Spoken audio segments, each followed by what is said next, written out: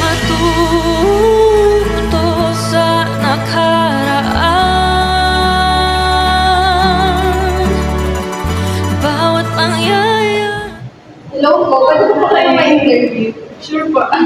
Okay, the question is, up to this day, why is it still important to study the life lessons? Well, actually, yung pag-aaral patungkol sa buhay at kasaysayan ni Rizal is mahalaga dahil nagbibigay siya ng mahalagang aral patungkol sa pagmamahal natin sa ating bansa.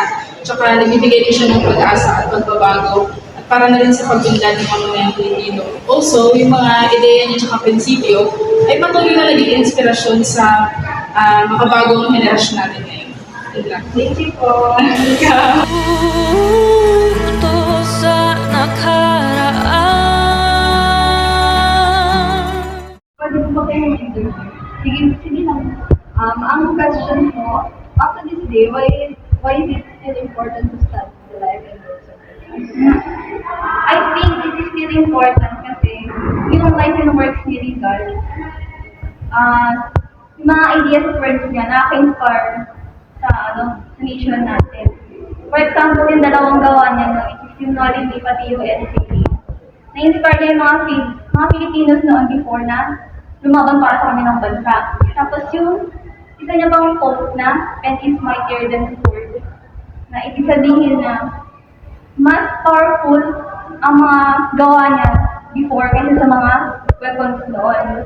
So, yung his life teaches us how education and critical thinking can help achieve social change. Especially sa generation natin ngayon. Na super kailangan natin mag-voice out natin thoughts. Kasi by sharing our opinions, it can lead to meaningful changes in our society. Yun lang. Thank you so much, ma'am. Matuto sa nakaraan. Good day. My name is Marge Celine San Jose, a third-year BSIT student. Like the two people I interviewed, I also believe that it is still important to study the life and works of Jose Rizal today. Studying the life and works of Jose Rizal is crucial not just to understand history, but to appreciate the depth of his contributions to the country.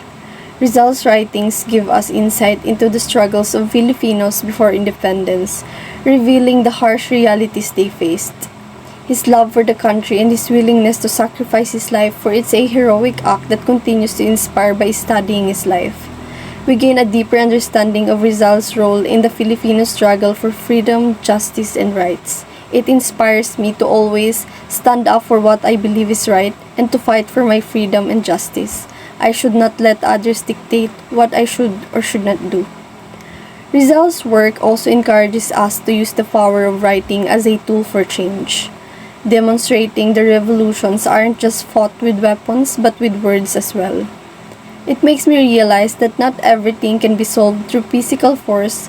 Knowledge is the most powerful weapon. Studying Rizal allows us to appreciate the core values that shape our nation and sacrifices of those who fought for our independence.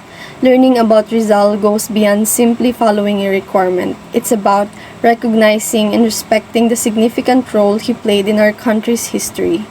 His life and legacy highlight the importance of knowing our past, helping us to better understand the value and the freedom we have today. Thank you. Matuto